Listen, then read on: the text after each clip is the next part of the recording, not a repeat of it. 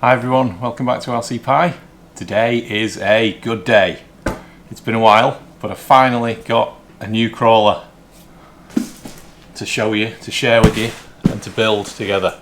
So what have we got? Well, you've probably seen from the title of the video, but let's crack this open. Fairly plain box.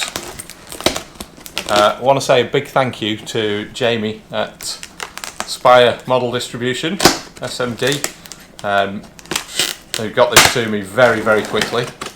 Great service, so support SMD if you're considering getting your next crawler.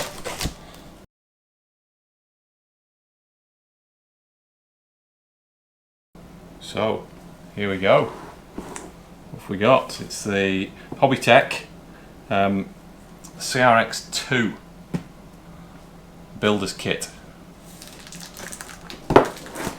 Nicely wrapped, actually sealed. I can't remember the last time I had an RC product that was sealed in plastic. Interesting. So, Hobbytech, not a big brand. They're a French brand. Now, I don't know whether there's any other well-known RC French brands, or any RC French brands, I don't know. But there's one here. Now, from what I've heard, the CRX2 is a very nice crawler kit. So we're going to build it together and see just how good it is. One of the features of this chassis is it has got adjustable length. So you can have a wheelbase of 290, 305, 312 or 324 millimeters. So you're covering all the main bases for putting different bodies on. It has got an anti-torque twist gearbox, so you've got the front and rear drive shafts rotating in different directions. You've got options on the battery position as well. That can move around the battery holder.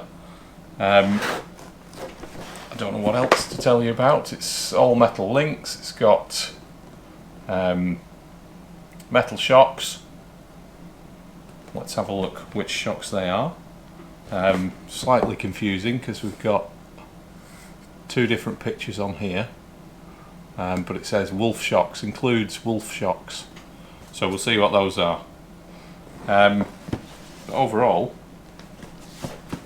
should be a nice kit. Let's get this box open.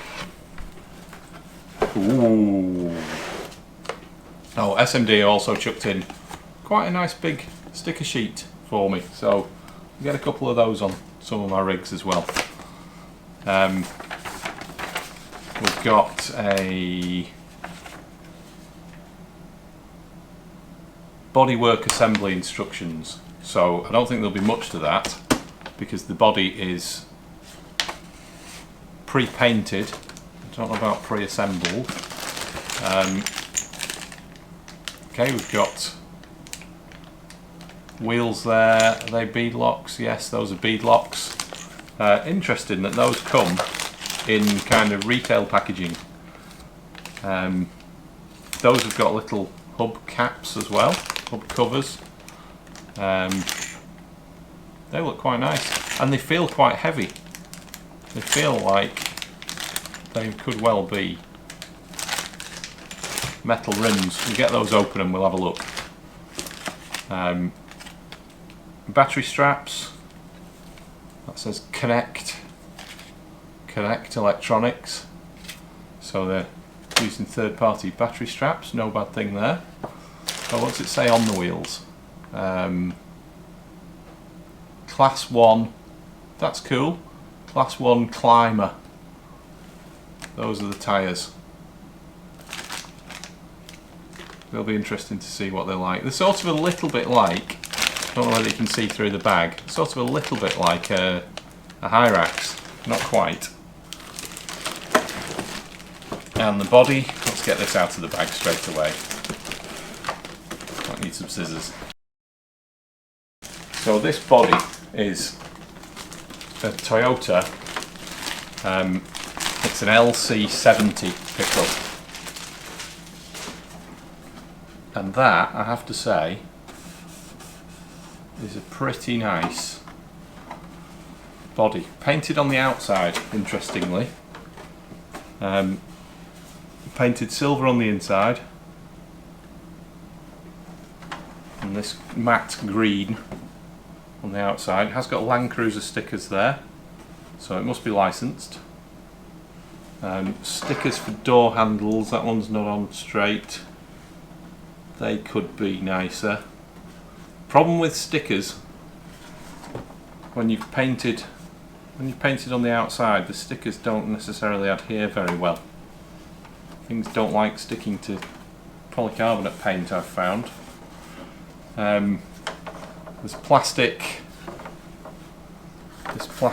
I don't know what you'd call it, but trim around the edge of the bed, and it's got these hooks on there. That's quite a nice feature, having those little hooks, so that you can put stuff on the bed and put cargo nets or ropes or whatever. We've got the roll bar here, a little bit flimsy, step on either side. Quite a nice moulded bumper with a couple of hitches on there. Arches are part of the polycarbonate body.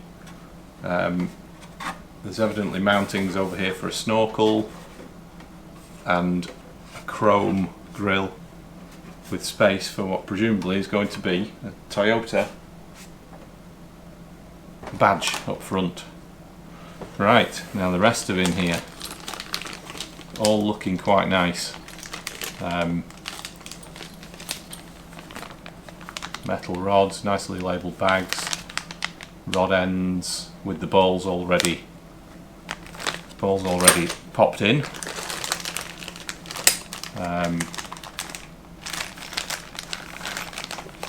Shocks, now those look remarkably like desert lizards. Now whether they look like rebranded desert lizards, which is okay, so they're not bad shocks. I know people are very, very torn on whether they're great or whether they're terrible. I know they're not the best in the world, but I don't think they're bad if you set them up right. Rods, gearbox cover, hubs, parts of the axles, gears, we've got nylon spur, slipper, some metal gears in there as well, diff, so nylon outer on that diff, all the metal parts. Looks like it's all sealed ball bearings in here, so that's nice. Axle housings, all nicely labelled, I have to say, and packaged sensibly, so the bolts for each section appear to be, the bolts for the bag appear to be in a sub bag inside, so that's nice. That should make it an easier build. Drive shafts, battery tray, I think.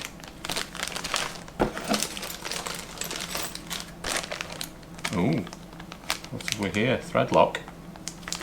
You're actually getting thread lock. Tools bag. So you get 3 Allen keys, a multi-wrench, I'm guessing that's some grease, yeah, and some thread lock. That's quite nice that you actually get those.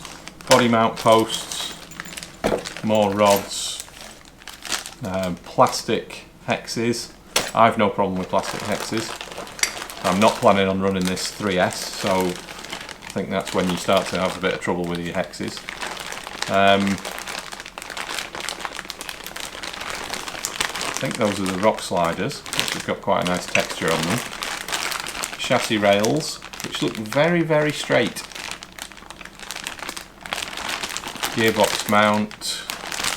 slider, whatever you want to call it, skid plate.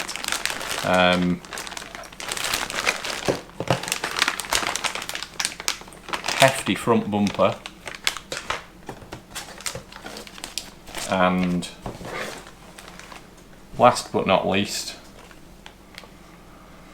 the manual. Let's have a look in here. So we've got a selection of stickers from the bodywork, should you so wish. Silver, blue and orange.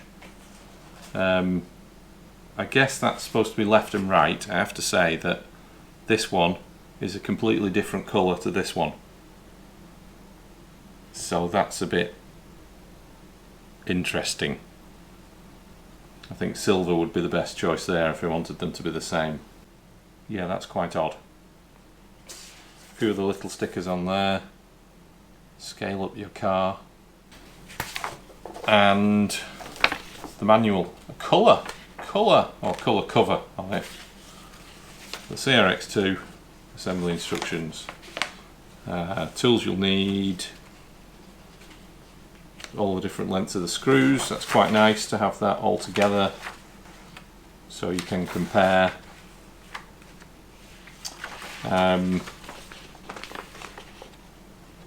They look okay. I have to say these look, in detail, they sort of look similar to Charisma, I think, for the instructions. So they're not up there with Tamiya instructions, but is anybody. But I think as long as you've built an RC car before, it looks like there won't be any major trouble. So that's quite nice. So I am going to do a build on this. I think I'm probably going to try putting the Hobbywing Fusion Pro in there, because I did put it in my Land Rover and honestly I liked the feel of the Land Rover before. But I'm going to put it in this, I think, and see how it is in this. Probably geared a little bit higher than it was on the Range Rover. Sorry, not the Land Rover. I need to decide on a servo for it. I think I'll put something fairly decent in. And what else? Well, I don't need to think about a speed controller if I'm putting the Fusion in, and I will pair it up with my FlySky GT5. So if you want to see how it goes together, stick around. We'll make a build video of that, and then we'll get some running videos as well. So if you do fancy getting yourself one of these, they are about £325, I think. That's the RRP. Check out your local hobby or model shop. Check out SMD's website. And yeah, join me on the Hobbytech adventure. I've got to say, so far, I'm quite impressed. It's looking like a nice kit. I'm really looking forward to building it. I hope you're going to join me building it. Now if you like this video, if you like this sort of video, please put a like on there. Leave a comment. I will always try to reply to all the comments, and please do subscribe to the channel so you'll know when there's more stuff available. You'll be able to see the build and the running videos and loads of other things in the pipeline, and it'll help me a lot, so I'd really appreciate it. But for now, thanks for watching RC Pi. Keep your eyes peeled for more, and we'll see you soon. Keep driving.